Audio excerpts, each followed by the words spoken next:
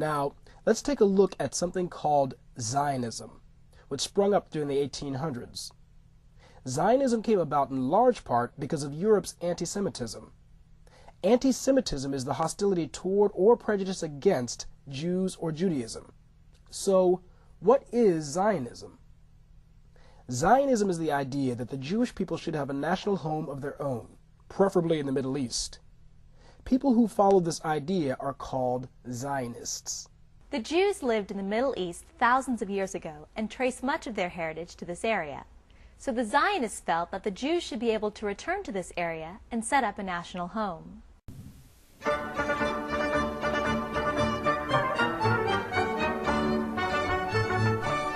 The little picturesque town of Basel, in Switzerland, have possibly something to do with how it all went wrong.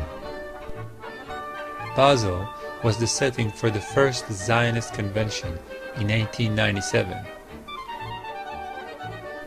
Zionism was a national Jewish revival movement that sought to unite all Jews in a national homeland. They just weren't sure where that homeland was.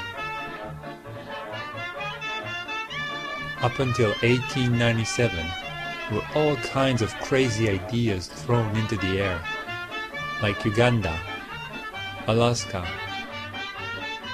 Madagascar, and other less exotic destinations. In Basel, however, the Zionist movement decided on an ideal and historically relevant location: Palestine. But what if the people who were already living in Palestine didn't want to have a national Jewish home set up in their country? The Zionists had some clear ideas about that problem from the very beginning. Theodor Herzl, considered to be the founder of Zionism, wrote in 1895, "We shall try to spirit away the penniless population across the border."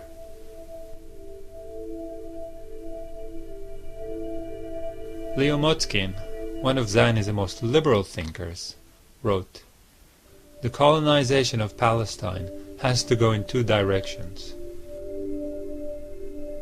Jewish settlements in Eretz Isreal, and the resettlement of Arabs in areas outside the country."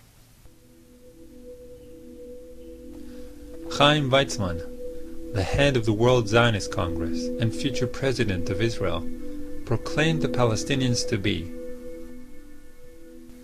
the rocks of Judea, obstacles that need to be cleared on a difficult path. Amazing how little have changed in Judea since then.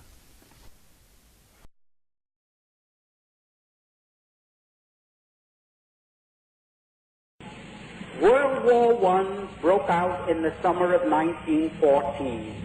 Now that war was waged on one side by Great Britain, France, and Russia, and on the other side by Germany, Austria-Hungary, and Turkey.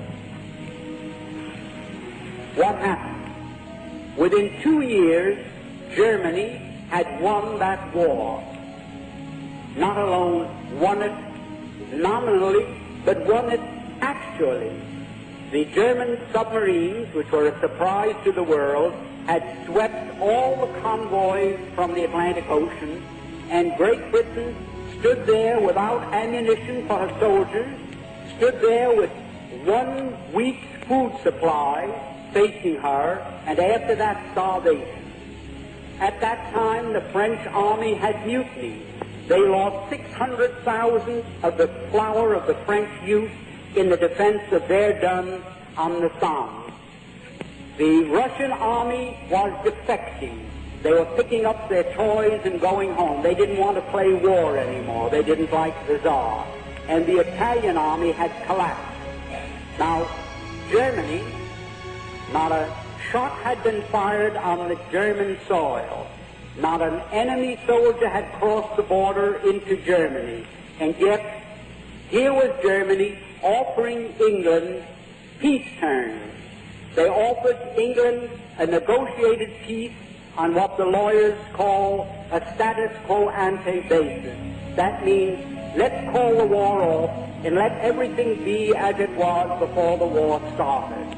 Well, England in the summer of 1916 was considering that seriously.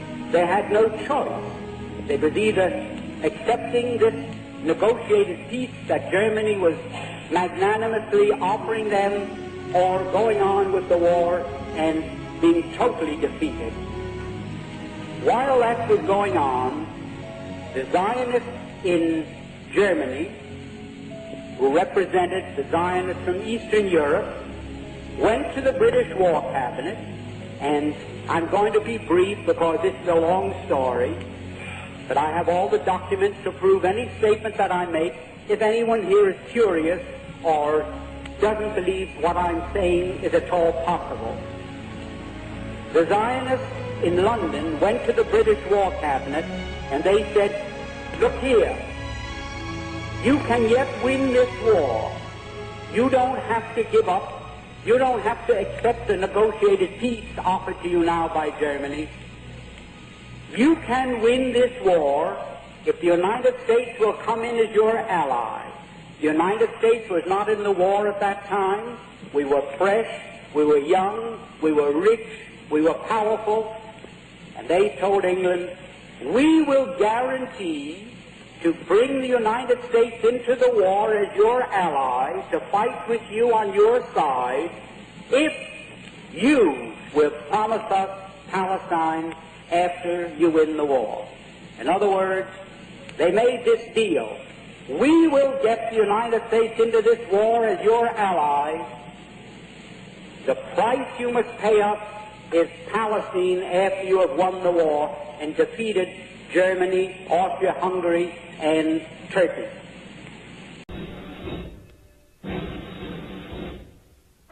Then, in 1917, things changed. The British conquered Palestine from the Turks.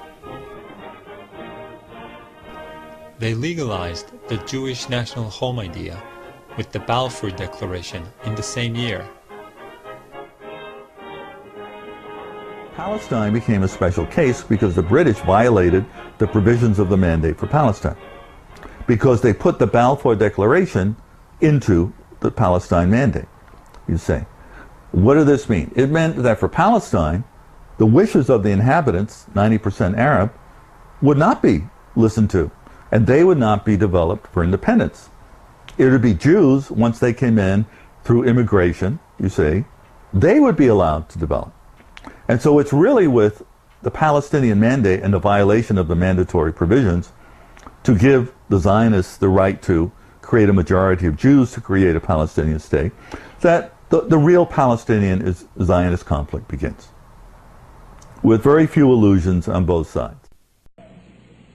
The Jews of the world declared a boycott against Germany, and it was so effective that you couldn't find one thing in any store anywhere in the world with the words made in Germany on it.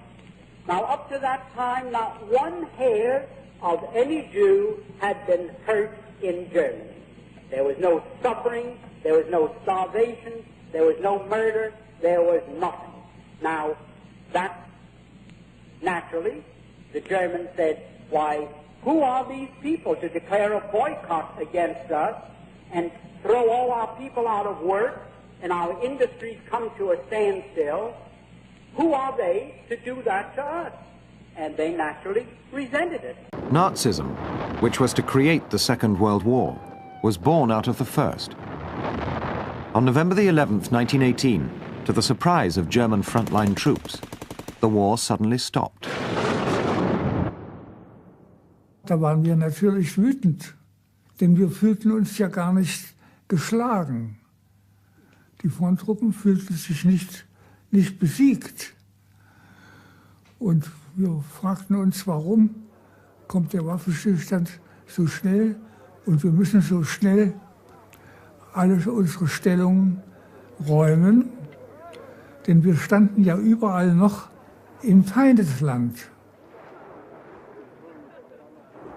The myth grew among many of these surrendered German soldiers that they had been stabbed in the back, that the frontline troops and the 2 million German war dead had been betrayed by Marxists and Jews who had fomented dissent back at home.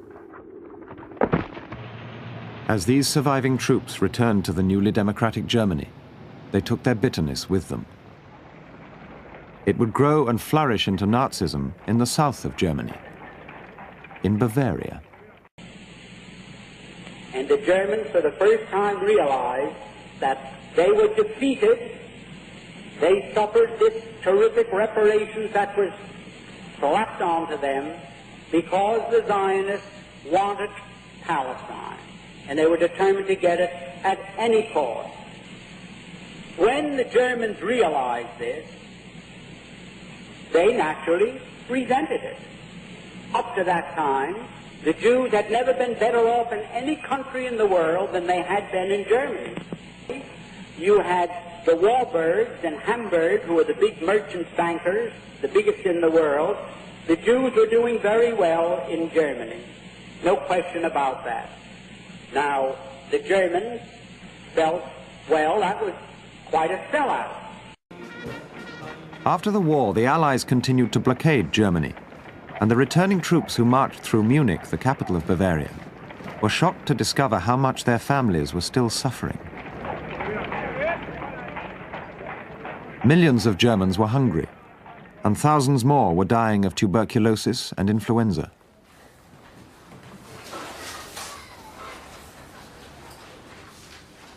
Politics were polarized. Conservatives and socialists each became radical in the face of crisis.